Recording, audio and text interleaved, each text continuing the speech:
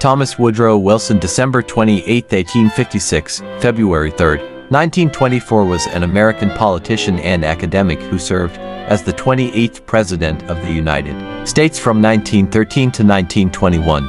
A member of the Democratic Party, Wilson served as the president of Princeton University and as the governor of New Jersey before winning the 1912 presidential election. As president, Wilson changed the nation's economic policies and led the United States into World War I in 1917. He was the leading architect of the League of Nations, and his progressive stance on foreign policy came to be known as Wilsonianism. Born in Staunton, Virginia, Wilson grew up in the southern United States, mainly in Augusta, Georgia, during the American Civil War and Reconstruction era.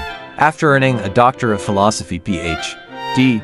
in History and Political Science from Johns Hopkins University in Baltimore, Wilson taught at several colleges prior to being appointed president of Princeton University, a Princeton, New Jersey-based Ivy League university, where he emerged as a prominent spokesman for progressivism in higher education. Wilson served as governor of New Jersey from 1911 to 1913, during which he broke with party bosses and won the passage of several progressive reforms. To win the 1912 presidential nomination, he mobilized progressives and Southerners to his cause at the 1912 Democratic National Convention.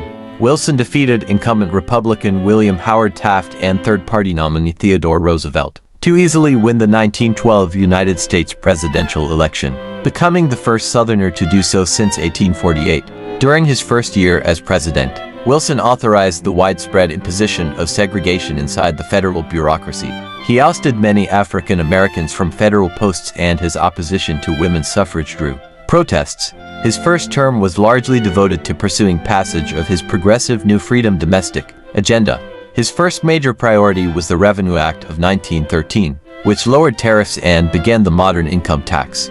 Wilson also negotiated the passage of the Federal Reserve Act, which created the Federal Reserve System.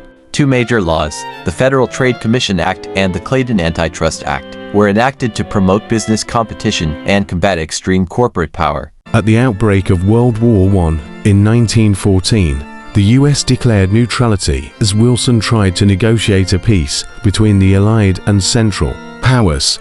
He narrowly won re-election in the 1916 United States presidential election, boasting how he kept the nation out of wars in Europe and Mexico. In April 1917, Wilson asked Congress for a declaration of war against Germany in response to its policy of unrestricted submarine warfare that sank American merchant ships. Wilson nominally presided over wartime mobilization and left military matters to the generals. He instead concentrated on diplomacy, issuing the 14 points that the Allies and Germany accepted as a basis for post-war peace. He wanted the off-year elections of 1918 to be a referendum endorsing his policies, but instead the Republicans took control of Congress. After the Allied victory in November 1918, Wilson went to Paris, where he and the British and French leaders dominated the Paris Peace Conference. Wilson successfully advocated for the establishment of a multinational organization, the League of Nations. It was incorporated into the Treaty of Versailles that he signed. Wilson had refused to bring any leading Republican into the Paris talks, and back home he rejected a Republican compromise that would have allowed the Senate to ratify the Versailles Treaty and join the League. Wilson had intended to seek a third term in office, but suffered a severe stroke in October 1919 that left him incapacitated. His wife and his physician controlled Wilson, and no significant decisions were made. Meanwhile, his policies alienated German and Irish American Democrats, and the Republicans won a landslide in the 1920 presidential election. Scholars have generally ranked Wilson in the upper tier of US presidents. Although he has been criticized for supporting racial segregation, his liberalism nevertheless lives on as a major factor in American foreign policy, and his vision of ethnic self-determination emanated globally.